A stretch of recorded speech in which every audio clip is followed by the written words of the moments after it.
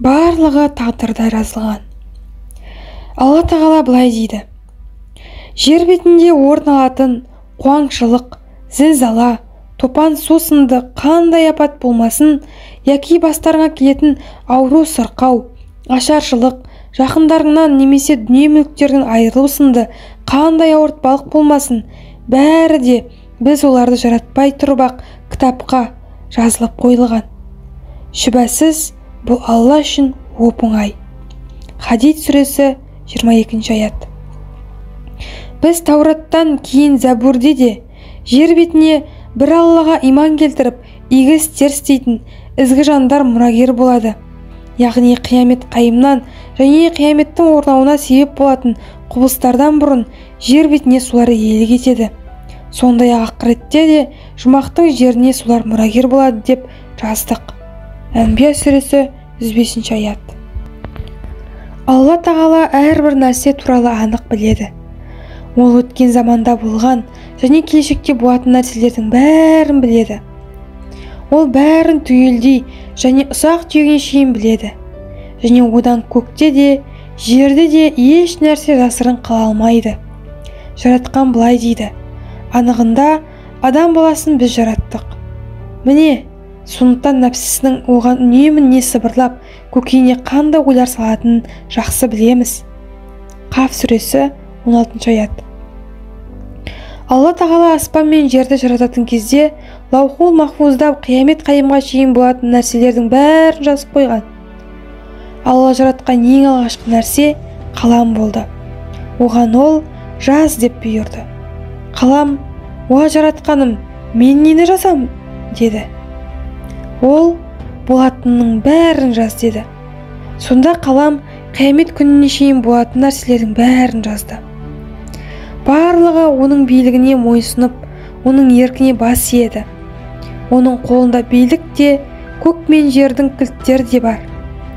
Дүниедегі нәрселердің бәрі Алланың әмірімен болады. Жақсылықтар да, жамандықтар да, азаптар да, қорқыныштар да, қауіпсіздіктер де, аманшылықта, аурулар да, жалпы барлық үлкен және кіші нәрселер, маңызды және маңызсыз ұсақ түйектің бәрі оның әмірінде. Тағдырға сену кісіге сабырлы болуды үйретеді. Ол өмірдің қиыншылықтарға ұшыраған сәттерінде де мұңаймай, сары уайымға салынбай тіршілігін жалғастырады. Ол тағдырына жазылғанның бәрі оны айналып өтіп кетпейтінін, ал енді пешенесіне жазылмағанның оған келмейтінін біледі. Сондықтан ол тағдырға сенбегендерге қарағанда көңілі тоқ және тыныш өмір сүреді. Тағдырға сенген кісі басына қайғы келгенде шыдамды және сабырлы болып, жаратқанның сауаптарына үміт етеді. Осылайша оған қайғы ретінде келген нәрсе жақсылыққа айналады. Алла тағала былай дейді: басқа келген әр жамандық Алланың рұқсатымен ғана болады. Кімде-кім Аллаға шын көңілден иман етсе, Алла оның жүрегін ақиқатқа және дұрыс бағытқа бұрады. Алла барлық нәрсені біледі. Тағабун сүресі 11 аят. Кесел-кесапатқа ұшыраған кісі бұның Алла жазған тағдыр екенін біліп, Алланың жақсылығынан үмітін үзбей сабырлық танытатын болса, Алла оның құлазыған көңілін тыныштандырады да өзінің құдіретімен және тура жолымен оның бұл дүниеде жоғалтқан нәрсесінің орнын толтырып береді. Кейде жаратушы пендеге жоғалтқан нәрсесін қайтарып береді, немесе одан да жақсы нәрсені нәсіп етеді. Басыңа келетін нәрседен қашып құтыла алмайсың.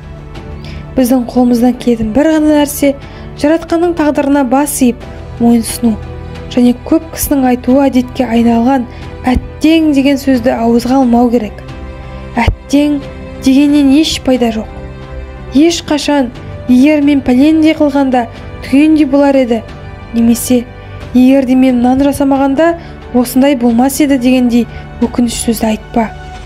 Бар болғаны Алланың тағдыры, жаратушы өз қалағанын жасады деп айтсаң дұрыс болады.